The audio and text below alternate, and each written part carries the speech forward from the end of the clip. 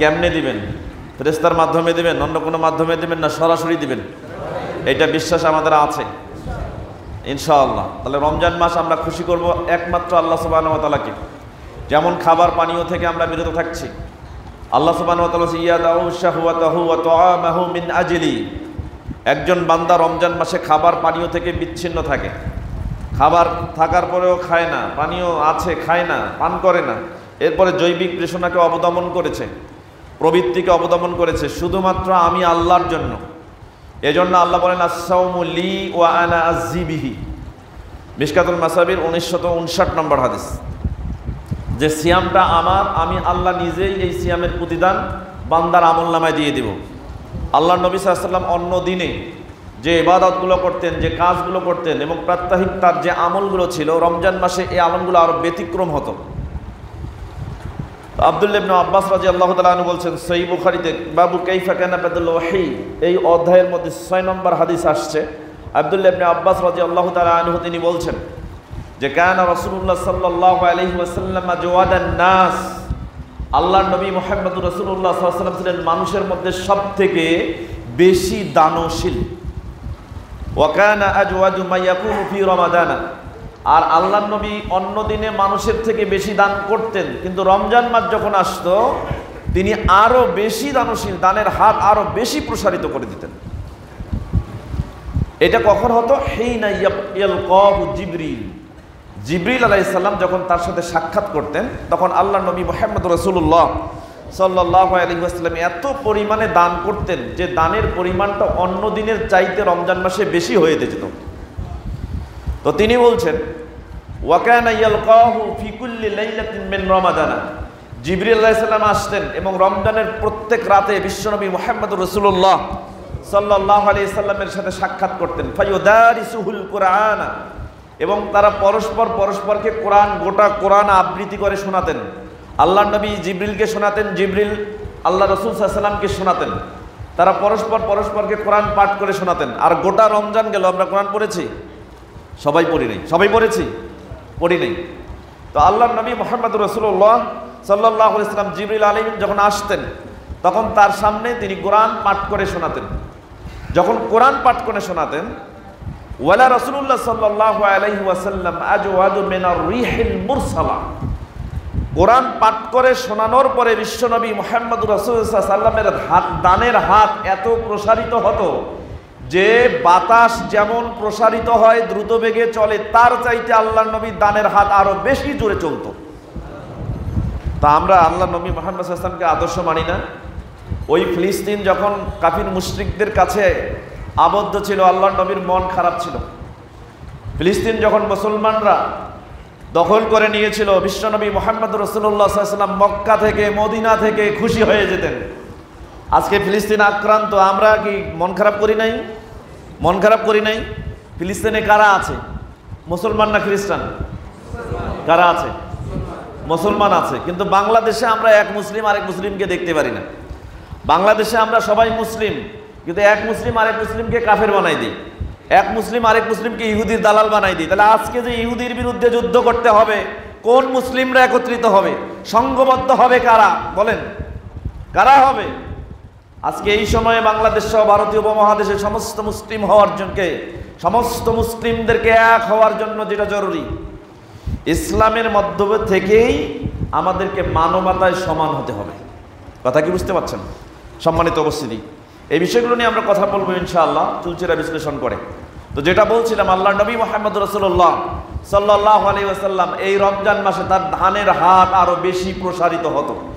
অন্য দিনে যে পরিমাণ দান করতেন, রমজান মাসে এর চাইতে আরো বেশি দান করতেন। আচ্ছা, আমরা যে দান করি, সম্পদ যে আল্লাহ আমাদেরকে দিয়েছেন, এই সম্পদ কি আপনার জীবনে যে এসেছে, আপনি হয়তো ভাবছেন এর ধারাবাহিকতা আছে, আপনি আপনার বাপ থেকে সম্পদ পেয়েছেন, আর আপনার বাবা আপনার দাদা থেকে পেয়েছে, আপনার দাদা আপনার প্রদাদা থেকে পেয়েছে, এভাবে পেতে পেতে পর্যায়ক্রমে আমরা অনেকেই সম্পদশালী, ধনী কিছু সম্পদশালী বংশ আছে।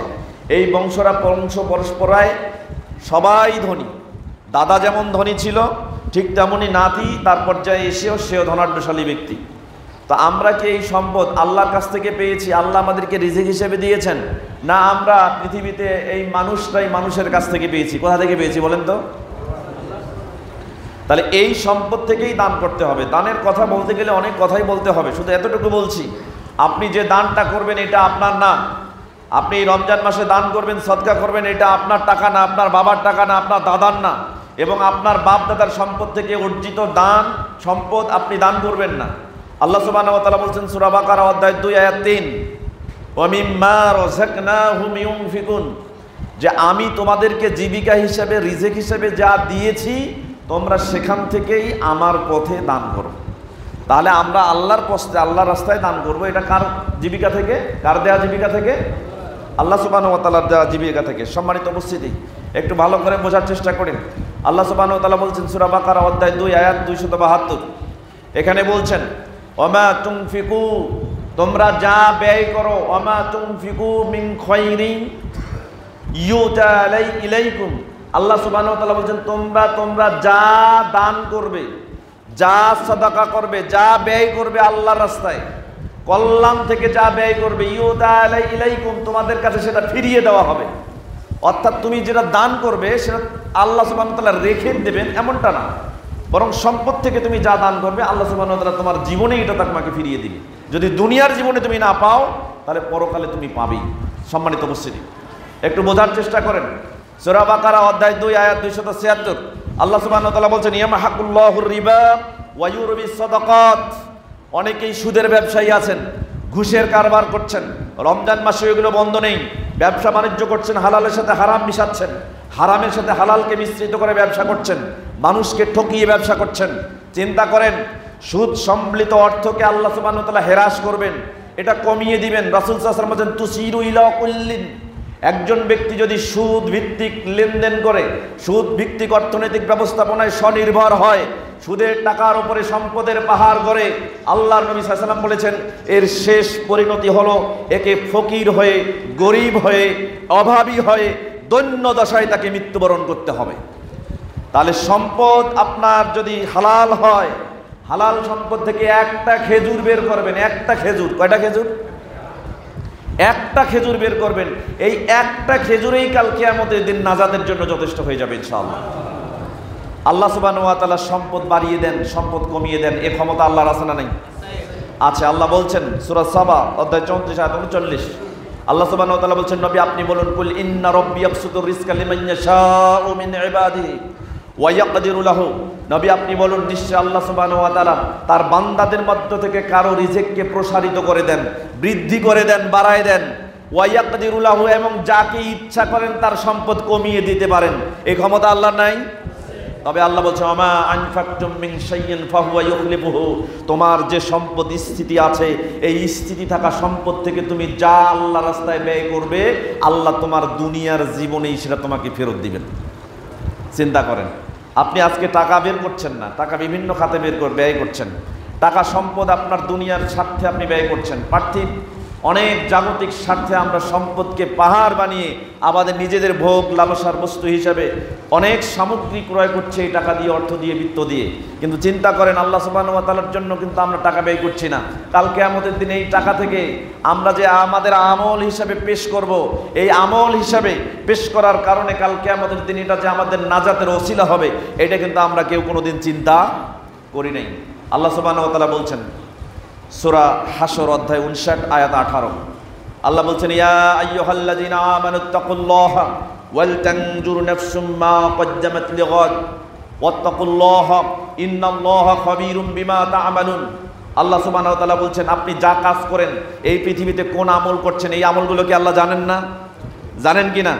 আল্লাহ বলছেন ইয়া ঈমানদারগণ তোমরা আল্লাহকে ভয় করো, আর তোমাদের প্রত্যেকটা ব্যক্তি যেন এটা চিন্তা করে ওয়াল তানজুর নাফসুম মা কদ্দামাত লিগাদ, আগামীকালের জন্য কি পেশ করেছে, তোমাদের প্রত্যেকটা ব্যক্তি যেন এটা ভাবে।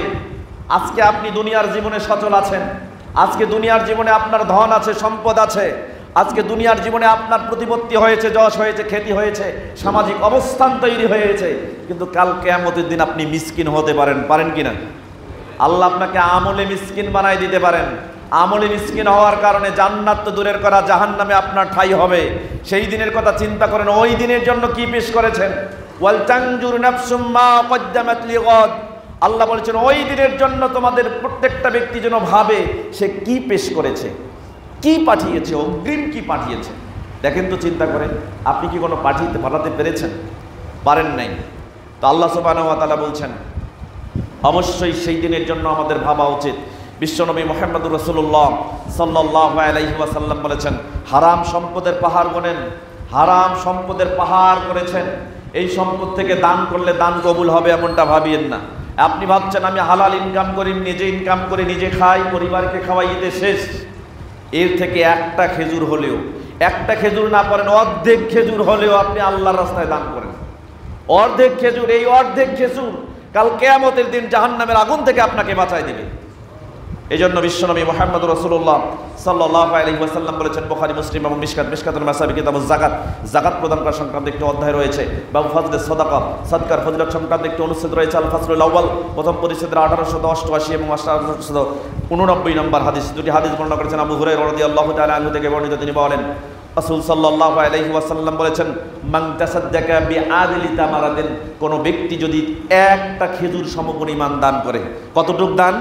একটা খেজুর সমপরিমাণ। ভালো করে হাদিসটা শোনেন। কোন ব্যক্তি যদি একটা খেজুর সমপরিমাণ দান করে, মিন কাসবিন তাইয়িবিন, হালাল জীবিকা হতে। কোন জীবিকা হতে? বর্তমান সময়ে জীবিকা মানুষ কিভাবে অর্জন করছে, কিভাবে সম্পদ ইনকাম করছে, মানুষ নিজেও জানে না।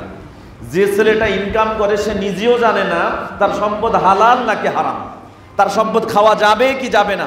ব্যক্তি এটা চিন্তা করে না, এবং ব্যক্তি চিন্তা করে না তার ছেলে এ পর্যন্ত সে 1 টাকা ইনভেস্ট করে নাই, অথচ তার ছেলে ইনকাম করে আনছে, টাকা দিয়ে বাড়ি করছে, গাড়ি করছে, বড় গাড়িতে চড়ছে। একবারও বাবা জিজ্ঞাসা করে নাই, তোমাকে তো আমি টাকা দিই নাই, তুমি এই টাকা কোথায় পেয়েছো? জিজ্ঞাসা করেছেন?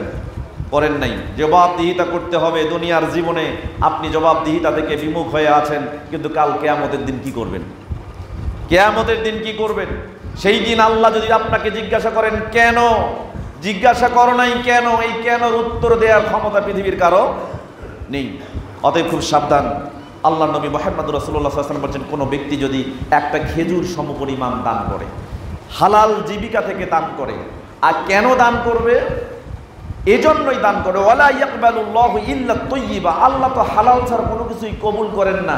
এইটা ভেবে কোনো ব্যক্তি যদি মনে করে আমি 2 টাকা আয় করেছি, 2 টাকা থেকে 50 পয়সা আমি আল্লাহর রাস্তায় দান করব, এই মনে করে যদি দান করে, আল্লাহর নবী মুহাম্মদুর রাসূলুল্লাহ সাল্লাল্লাহু আলাইহি ওয়াসাল্লাম বলেছেন, আল্লাহ তখন ওই দানটা, ওই খেজুর পরিমাণ দানটাকে কি করেন? তিনি লালন পালন করেন।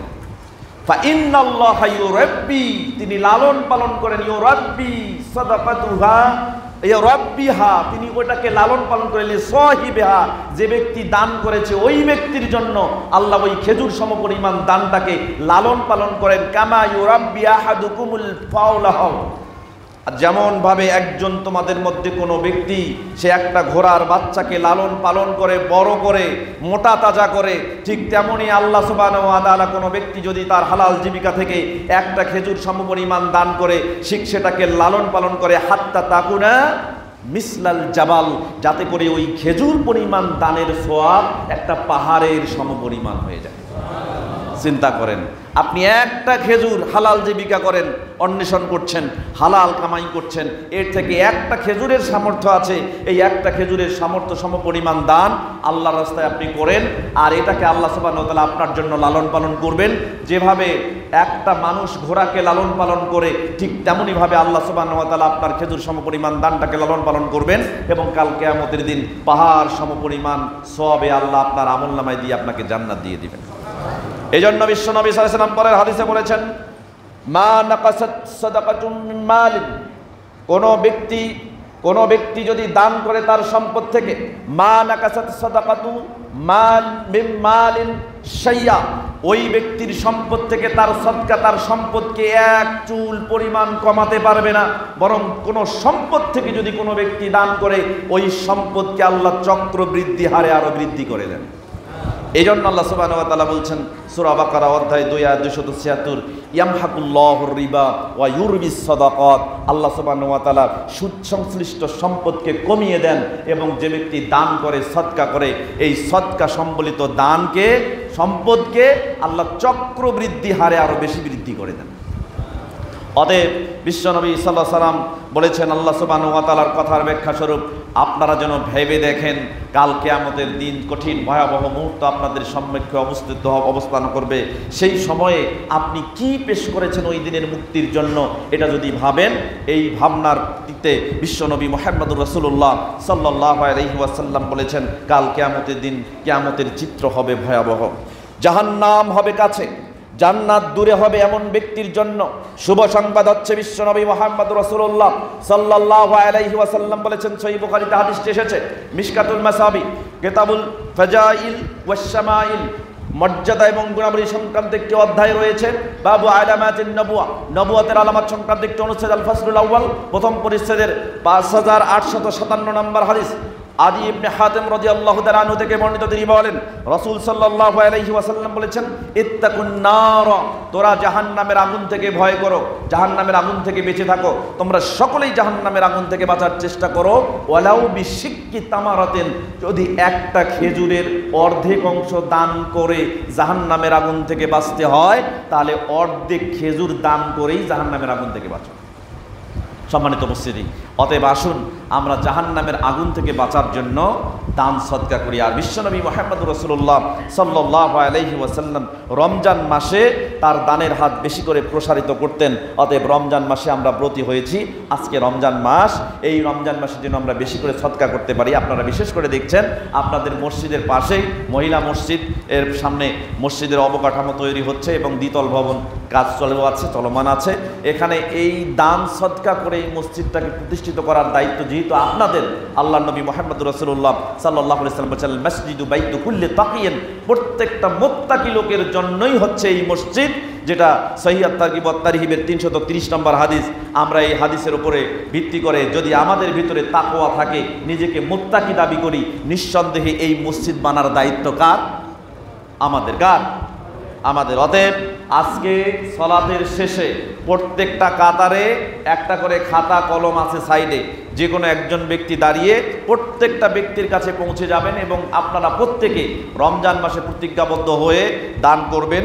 অবশ্যই এই দান রমজানে পৌঁছানোর চেষ্টা করবেন এবং রমজানে প্রতিজ্ঞা করে রমজানের পরে দিলেও আপনারা মসজিদের কাজে এই দান ব্যয় করা হবে। আর মসজিদে একটা ইট যদি দিতে পারেন, ইট, এই ইটের বিনিময়ে এই মসজিদ যদি নির্মিত হয়, রাসূল সাল্লাল্লাহু আলাইহি ওয়াসাল্লাম সহিহ জামিউস সগীরের 6128 নম্বর হাদিসের মধ্যে বলছেন, যদি কেউ মাফহাসিন কিতাতেন, একটা তিতির পাখির বাসার সমতুল্য, আও আসগারা, একটা ইট বা ইটের অর্ধেক সমপরিমাণ মসজিদ বানায় দেয়, বানাল্লাহু লাহু বাইতান ফিল জান্নাহ, আল্লাহ জান্নাতে তাকে একটা বাড়ি বানায় দিবেন। সুতরাং আমরা অবশ্যই আজকে দান করার চেষ্টা করব, লিখিয়ে দেওয়ার চেষ্টা করব। আল্লাহ আমাদের সকলকে সেই তৌফিক দান করুন, সকলে বলি আমিন। কাল কিয়ামতের দিন অবশ্যই এই দান আপনার নাজাতের ওসিলা হবে, যেমনটি আল্লাহ সুবহানাহু ওয়া তাআলা 73 নম্বর সূরা মুজাম্মিলের 20 নম্বর আয়াতের মধ্যে বলছেন, তোমরা আজকে কর্জে হাসানা দাও, আজকে কর্জে হাসানা দাও, আকরিজুল্লাহ করজান হাসানা, কর্জে হাসানা আল্লাহকে দাও, আল্লাহকে দাও, তোমাদের উত্তম সম্পদ থেকে দাও, অবশ্যই এটা তোমাকে উত্তম আর উত্তম প্রতিদানে ফিরিয়ে দেওয়া হবে ইনশাআল্লাহ। আল্লাহ আমাদের তৌফিক দান করুন, সকলে বলেন। এবার আসেন, রমজানের শেষ দশকে আমরা পৌঁছে গেছি। আজকে কত তারিখ জানেন? কত তারিখ? 20 তারিখ। তাহলে কাল থেকে কত? শেষ 10 দিনের আলাদা আমল আছে, এটা আপনারা জানেন। আল্লাহ সুবহানাহু ওয়া তাআলা বলছেন সূরা বাকারা অধ্যায় 2 আয়াত 187, আল্লাহ বলছে, ওয়ালা তুবাশিরুহুন্না ওয়া আনতুম আকিফুনা ফিল মাসাজিদ, আল্লাহ বলছেন যে তোমরা তোমাদের স্ত্রীদের সাথে মিলিত হয়েও না। ইতিকাফ, মসজিদে ইতিকাফকালীন সময়, তার মানে মসজিদে ইতিকাফ করতে হয়। আজকে ইতিকাফ করতে গেলে লোক খুঁজে পাওয়া যায় না, জামাতে লোক খুঁজে পাওয়া যায় না, এক জামাতে অন্য জামাত থেকে লোক এসে ইতিকাফ করছে। আমাদের জামাত, আপনাদের জামাতে সম্ভবত কিছু লোক ইতিকাফ করেন, আমি চাই আপনারা আরো বেশি পরিমাণে ইতিকাফ করার চেষ্টা করেন। শোনেন, একটা সময় হতে পারে আল্লাহ সুবহানাহু ওয়া তাআলা চাইলে শাহাদার তামান্না নিয়ে হয়তো যুদ্ধে যেতে যাওয়া লাগতে পারে, জিহাদের ময়দানে উপস্থিত হওয়া লাগতে পারে। আল্লাহ যদি এখন একজন বিশ্বের সমস্ত মুসলিমদের ইমাম বানিয়ে দেন, আর ইমাম যদি আহ্বান করে, এই মুহূর্তে ফিলিস্তিন আক্রান্ত হয়েছে ইহুদি খ্রিস্টানদের বিরুদ্ধে, যুদ্ধ করার জন্য কারা প্রস্তুত আছেন? সবাই আমরা প্রস্তুত আছি। তাহলে এই মুহূর্তে ফিলিস্তিনের সপক্ষে কাফির মুশরিকদের বিরুদ্ধে, ইহুদি খ্রিস্টানদের বিরুদ্ধে যদি যুদ্ধ করার শাহাদাত তামান্না নিয়ে আমরা সামনে অগ্রসর হতে চাই। এজন্য ইকোলজিক্যাল রিফ্রেশমেন্টের প্রয়োজন আছে। তাই আমরা চিন্তা করব কোনো জায়গায় কোনো স্থানে আবদ্ধ হওয়ার প্রবণতা আমাদেরকে বাড়াতে হবে। আজকে স্ত্রী সন্তানকে ছেড়ে আমরা বাজারে বেশিক্ষণ সময় থাকতে পারি না, সেখানে যুদ্ধের ময়দানে গিয়ে যুদ্ধ করতে হবে, জীবনের মায়া তো আছেই। আপনারা চিন্তা করেন। অতএব আসেন বেশি বেশি করে এই রমজান মাসে উদ্যোগ নেন, যুবক ছেলেরা উদ্যোগ নেন, আপনারা উদ্যোগ নেন, ইতিকাফে আসার চেষ্টা করেন। সম্মানিত উপস্থিতি, ইতিকাফ এই বিষয়ে আমরা কিছু কথা বলবো। ইতিকাফ কি, এটাকে আগে আমরা বোঝার চেষ্টা করি। ফিকুস সুন্নাহ মূল কিতাব প্রথম খণ্ড 416 থেকে 17 পৃষ্ঠার মধ্যে এসেছে ইতিকাফ শব্দের আবিধানি করছে অর্থ হচ্ছে লুজুমুশ শাই ওয়া হাবাসান নাফস আলাইহি, কোনো বস্তুকে আঁকড়ে ধরা এবং মনকে ওই বস্তুর ওপরে আটকে রাখা, এর নাম ইতিকাফ। হতে পারে খায়রান কানা আম শাররান, ভালো কাজে অথবা মন্দ কাজে। আজকে ফেসবুক, ইউটিউব, টুইটার, ইনস্টাগ্রাম বিভিন্ন যোগাযোগ মাধ্যমে আমরা ছেলেদেরকে দেখতে পাই বিভিন্ন অ্যাকাউন্ট নিয়ে তারা বিভিন্ন কাজে লিপ্ত আছে, ব্যস্ত আছে। চিন্তা করেন, আপনি নোংরা ওয়েবসাইটে অনেক সময় না গেলে, প্রতিদিন একবার না গেলে আপনি থাকতে পারেন না। এরকম ছেলেপেলে খুঁজে পাওয়া যাবে, খুব কম না, অনেক বেশি। সম্মানিত উপস্থিতি, চিন্তা করেন এই সময় কোনো বস্তুর দিকে কোনো ব্যক্তি যদি আকৃষ্ট হয়ে সেটাকে আঁকড়ে ধরে এবং মনটাকে যদি ওই বস্তুর উপরে আটকে রাখে, এটার নাম ইতিকাফ। শরিয়ার পরিভাষায় ইতিকাফ কি লুজুমুল মাসাজিদ বা লুজুমুল মসজিদ ওয়াল ইকামাতু ফিহি, কোন মসজিদকে আঁকড়ে ধরা এবং মসজিদে অবস্থান করা, বিনিয়াতি তাকাররুবি ইলাল্লাহি তাআলা, আল্লাহ সুবহানাহু ওয়া তাআলার নৈকট্য লাভের নিয়ত করে কোনো ব্যক্তি যদি মসজিদকে আঁকড়ে ধরে তাতে অবস্থান করে, এটার নাম হলো শরীয়ী পরিভাষায় ইতিকাফ। তো আমরা ইতিকাফ করব, ইতিকাফের নির্দিষ্ট কোনো সময়সীমা নাই। খুব কম সময় আপনি যদি বলেন আমি 1 ঘন্টার জন্য ইতিকাফ করব, 1 ঘন্টার জন্য ইতিকাফ করতে পারেন। সর্বোচ্চ কতদিন পর্যন্ত ইতিকাফ করবেন সেটারও কোনো নির্দিষ্ট সময়সীমা নাই। তবে রমজান মাসে ইতিকাফ করলে 10 দিনের কম ইতিকাফ করা যাবে না। কথা কি বুঝতে পারছেন? ইতিকাফ কেন করবেন? বিশ্বনবী মুহাম্মদ রাসূলুল্লাহ সাল্লাল্লাহু আলাইহি ওয়াসাল্লাম যে কয়টা রমজান মাস পেয়েছেন, একবারও কোনো রমজানে ইতিকাফ করা ছাড়েন নাই। আয়েশা রাদিয়াল্লাহু তাআলা আনহা থেকে বর্ণিত, তিনি বলেন, বুখারী, মুসলিম এবং মিশকাতুল মাসাবি কিতাবুস সাওম, সিয়াম সংক্রান্ত একটি অধ্যায় রয়েছে, বাবুল ইতিকাফ, ইতিকাফ করা সংক্রান্ত একটা অনুচ্ছেদ, আল ফাসলুল আউয়াল, প্রথম পরিচ্ছেদের 2097 এবং 2099 দুটি হাদিস। প্রথম হাদিসটি আয়েশা রাদিয়াল্লাহু তাআলা আনহা থেকে বর্ণিত, তিনি বলেন, কানা রাসূলুল্লাহ আন্নান নবী সাল্লাল্লাহু আলাইহি ওয়াসাল্লাম কানা ইয়াতাকিফু ফিল আশরিল আওয়াখির মিন রমাদান, আল্লাহর নবী রমজান মাসের শেষ 10 দিন যখন আসতো, এই 10 দিন ইতিকাফ করতেন। কতদিন পর্যন্ত করেছেন? হাত্তা তাওয়াফাহুল্লাহ, আল্লাহ নবী রমজান মাস যখন পেয়েছেন মৃত্যুর আগ মুহূর্ত পর্যন্ত ইতিকাফ করেছেন। তাহলে আল্লাহ নবী রমজান মাস যতগুলো পেয়েছেন, একটা জীবনের কোনো রমজান মাসকে ইতিকাফ করতে ছাড়েন নাই। এরপরে সুম্মা আতাকাফা আজওয়াজুহু মিন বাদিহি, তিনি যখন ইন্তেকাল করলেন তার স্ত্রীরাও মসজিদে ইতিকাফ করেছে। তাহলে বোঝা গেল আল্লাহ নবী সাল্লাল্লাহু আলাইহি ওয়াসাল্লাম ইতিকাফ করেছেন, তার স্ত্রীরাও ইতিকাফ করেছেন। আল্লাহ নবী যেহেতু ইতিকাফ করেছেন, আমরাও চেষ্টা করব ইতিকাফ করার। সম্মানিত উপস্থিতি, আবু হুরায়রা রাদিয়াল্লাহু তাআলা আনহু থেকে পরের হাদিসটি 2099 নম্বর হাদিস, তিনি বলছেন আল্লাহর নবী সাল্লাল্লাহু আলাইহি ওয়াসাল্লাম রমজান মাসে 10 দিন পর্যন্ত ইতিকাফ করতেন। তিনি বলছেন, আন্নান নবী সাল্লাল্লাহু আলাইহি ওয়াসাল্লাম কানা ইয়াতাকিফু কুল্লা আমিন আশরান, প্রত্যেক বছর তিনি 10 দিন পর্যন্ত ইতিকাফ করেছেন। তবে ফাআতাকাফা ফিল আমিল্লাযী কুবিজা 20, আল্লাহর নবী যে বছর ইন্তেকাল করেছেন সেই বছর 20 দিন ইতিকাফ করেছেন। তার মানে তার কাজা ইতিকাফ ছিল, সেই কাজা ইতিকাফও তিনি আদায় করেছেন। এখন আসেন, রমজান মাস এই 10 দিন আমরাও যথারীতি ইতিকাফ করার চেষ্টা করব। আল্লাহ সুবহানাহু ওয়া তাআলা রমজান মাসে সিয়াম ব্রত পালন করে আমাদের ইতিকাফ করার তৌফিক দান করুন, সকলে বলি আমিন। ফিকুস সুন্নাহ মূল কিতাব প্রথম খণ্ড 416 নম্বর পৃষ্ঠার মধ্যে এসেছে, আহমদ ইবনে হাম্বলকে জিজ্ঞাসা করা হয়েছিল, আবু দাউদ রাহিমাহুল্লাহ জিজ্ঞাসা করছেন যে হাল তারিফু ফি ফাজলিল ইতিকাফিশ শাইয়া, আপনি ইতিকাফ সম্পর্কে ফজিলতের কোনো হাদিস জানেন কি? দেখেন, আহমদ ইবনে হাম্বলকে জিজ্ঞাসা করেছেন, তখন তিনি বলছেন লা ইল্লা শাইয়ান যায়িফা, ইতিকাফের ফজিলত বিষয়ে কোনো সহিহ হাদিস নাই, তবে কিছু যঈফ হাদিস আছে। অতএব ইতিকাফের ফজিলত নিয়ে কোনো হাদিস এই পৃথিবীর মুখে সহিহ হিসাবে প্রমাণিত হয় নাই। তাহলে ইতিকাফ কেন করবেন, এর ফজিলত কি? ওই হাদিসে ফিরে যান যেটা সহিহ মুসলিমে আছে, মিশকাতুল মাসাবির 1959 নম্বর হাদিস, যা আল্লাহ রাসূল সাল্লাল্লাহু আলাইহি ওয়াসাল্লাম বলেছেন, আল্লাহ সুবহানাহু ওয়া তাআলা বলেন, আস-সাওমু লি ওয়া আনা আযি বিহি, সিয়াম আমার জন্য আর আমি আল্লাহ নিজেই এই সিয়ামের প্রতিদান বান্দার আমলনামায় দিয়ে দেব। তো যেহেতু ইতিকাফ সিয়ামের সাথে সংশ্লিষ্ট, ইতিকাফ করলে এর সওয়াব কে দিবেন? আল্লাহ দিলে কি কম দেয় না বেশি দেয়? স্পেশাল দেয় না একেবারে ঢাকঢোল পিটায় দেয়? স্পেশালি এমন দিবেন যে নিজেও চিন্তা করতে পারবেন না, এটা আপনার জন্য যথেষ্ট হয়ে যাবে ইনশাআল্লাহ। এবার ইতিকাফকারীর জন্য সুন্নাহ বিষয়গুলো আমরা আলোচনা করব। ইতিকাফকারীর জন্য করণীয় বিষয়গুলো কি? আমাদের ইতিকাফ করতে আসা মানুষরা অনেকেই জানে না কিভাবে সুন্নাহ পালন করতে, ইতিকাফ পালন করতে হয়। এই বিষয়ে আয়েশা রাদিয়াল্লাহু তাআলা আনহা থেকে বর্ণিত দেখেন একটি হাদিস, যেটা বাইহাকি কিতাবুস সিয়াম, সিয়াম সংক্রান্ত একটি অধ্যায়, 144 নম্বর অনুচ্ছেদ, 5593 নম্বর হাদিস। এই হাদিসের মধ্যে 8593 নম্বর হাদিস। এই হাদিসটিতে আয়েশা রাদিয়াল্লাহু তাআলা আনহা বলছেন, আস-সুন্নাতু ফিল মুতাকিফ, একজন ইতিকাফকারী ব্যক্তির জন্য সুন্নাহ হলো আল্লাহ ইয়াখরুজা ইল্লা লিহাজাতিহি আল্লাতী লা বুদ্দা মিনহু, ইতিকাফ যখন সে করবে অত্যন্ত জরুরি প্রয়োজন ছাড়া মসজিদ থেকে বের হতে পারবে না। কথা কি বুঝতে পারছেন? ওয়ালা ইয়াদাউ মারিদা, এবং সে কোনো রোগীর সেবা শুশ্রূষা করতে পারবে না। এমনকি দেখা যাচ্ছে রাস্তায় ইতিকাফ করা অবস্থায় একজন রোগী পড়ে আছে, ওখানে মানুষ আছে, আপনি ইচ্ছা করলে আপনার মন চাচ্ছে যে তার একটু সেবা করি। আল্লাহ নবী সাল্লাল্লাহু আলাইহি ওয়াসাল্লামের পরবর্তী সময়ে এই সুন্নাহ আমরা স্পষ্টভাবে জানতে পেরেছি। আয়েশা রাদিয়াল্লাহু তাআলা আনহা বলছেন যে ওই ব্যক্তি ওয়ালা ইয়াউদা মারিজান, সে ব্যক্তি রোগীর সেবা শুশ্রূষা করতে পারবে না।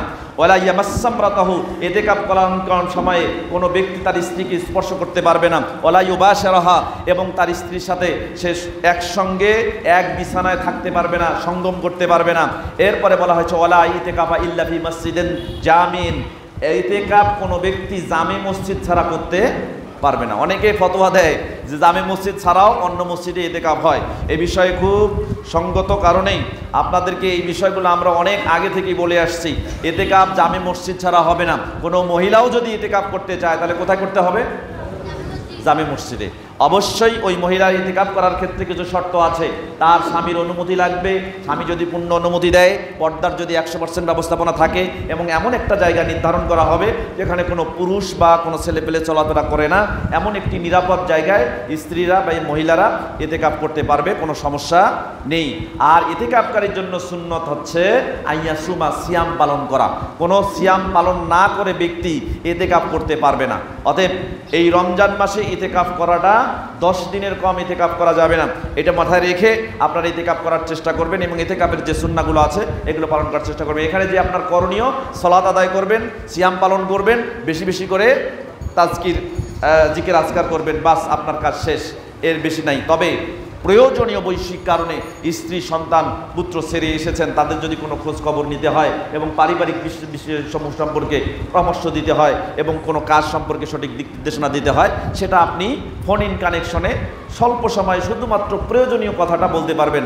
এর বাইরে আপনাকে জিকির আজকাররত, এখানে মনোনিবেশ করে আল্লাহর ইবাদতে রত রাখবেন, এটাই হচ্ছে আপনার কাজ। সম্মানিত উপস্থিতি, তাই আমরা যথারীতি ইতিকাফ করার সময় এগুলো বিষয়ে চিন্তা করবো। এবার আর আসেন, শেষ 10 দিনে আরেকটা বিষয় আছে, সেটা কি বলেন তো?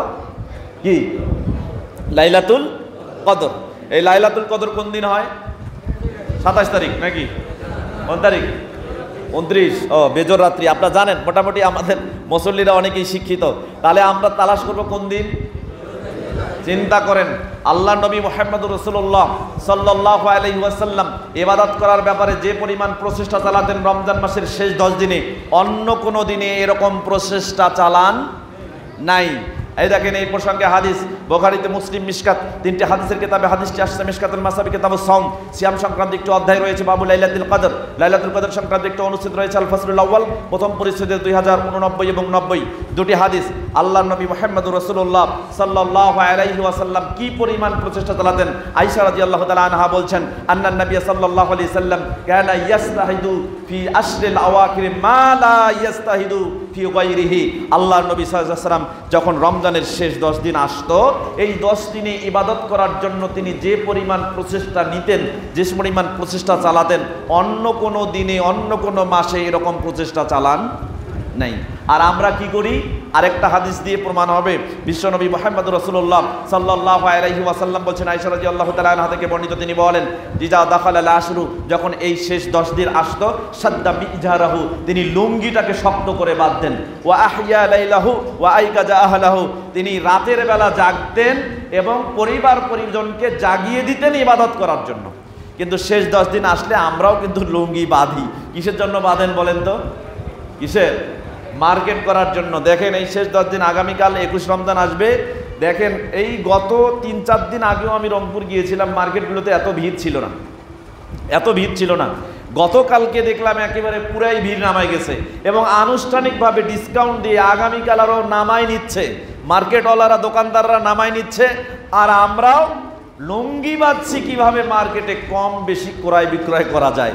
চিন্তা করেন, খুব সাবধান। লুঙ্গি কিন্তু আল্লাহ নবী সাল্লাল্লাহু আলাইহি ওয়াসাল্লাম বেঁধেছিলেন ইবাদতের প্রচেষ্টা চালানোর জন্য, আর আমরাও লুঙ্গি বাঁধছি কিভাবে মার্কেটে সাশ্রয়ী রেটে কেনাকাটা করা যায়। আল্লাহ সুবহানাহু ওয়া তাআলা আমাদের তৌফিক দান করুন, রমজানের শেষ 10 দিনের ফজিলত যেন আমরা বুঝতে পারি। এবার আসেন, লাইলাতুল কদর তালাশ করবেন কোন দিন? এই প্রসঙ্গে মিশকাতুল মাসাবে 2083 নম্বর হাদিস, আল্লাহর নবী মুহাম্মদ রাসূলুল্লাহ সাল্লাল্লাহু আলাইহি ওয়াসাল্লাম বলছেন, আয়েশা রাদিয়াল্লাহু তাআলা আনহা থেকে বর্ণিত, তিনি বলেন, তাহাররু লাইলাতুল কদর ফিল ভিতরি মিনাল আশরিল আওয়াখির মিন রমাজান, রমজানের শেষ দশকের বেজর রাত্রিগুলোতে লাইলাতুল কদর তালাশ করো। তাহলে বেজর রাত্রি কোনগুলো?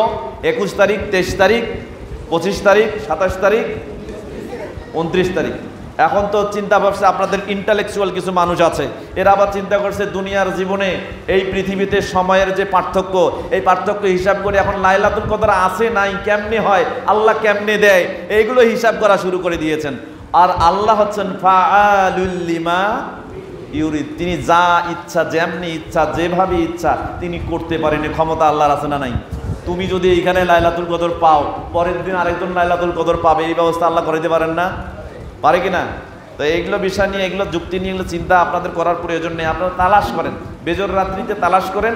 আর আল্লাহ সুবহানাহু ওয়া তাআলার জন্য, তার নৈকট্য লাভের জন্য যদি আপনারা তালাশ করেন, নিঃসন্দেহে এর ফলাফলের প্রতিদান আল্লাহ আপনার আমলনামায় দিতে পারেন। আল্লাহ সেই তৌফিক আমাদের দান করুন, সকলে বলি আমিন। এখন লাইলাতুল কদর যদি পেয়ে যান তাহলে কি বলবেন? ওই সময় একটা দোয়া আছে, স্পেশাল দোয়া আছে না? 2091 নম্বর হাদিস মিশকাতুল মাসাবির, আল্লাহ নবী সাল্লাল্লাহু আলাইহি ওয়াসাল্লামের কাছে আয়েশা রাদিয়াল্লাহু তাআলা আনহা থেকে বলছেন, আল্লাহ রাসূল, আর আয়তা, আপনি কি মনে করেন, যদি আমি বুঝতে পারি, আলামু, আমি যদি বুঝতে পারি, আইয়ু লাইলাতুল কদর, কোনটা লাইলাতুল কদর, এটা যদি আমি বুঝতে পারি, ফালা আকুলুহা, তাহলে আমি সেখানে কি বলবো? আল্লাহ নবী সাল্লাল্লাহু আলাইহি ওয়াসাল্লাম, কুলিহা, তুমি সেখানে বলবা, আল্লাহুম্মা ইন্নাকা আফুউন তুহিব্বুল আফওয়া ফাআফু আন্নি। কথা কি? দোয়াটা খুব কঠিন, মুখস্থ করবেন এবং এটা সবসময় পড়ার চেষ্টা করবেন, অর্থ খুব সুন্দর। অতএব আমরা চেষ্টা করব আল্লাহ সুবহানাহু ওয়া তাআলা লাইলাতুল কদর সম্পর্কে জেনে বুঝে আমল করব এবং তালাশ করব। আল্লাহ সেই তৌফিক আমাদের দান করুন, সকলে বলি আমিন।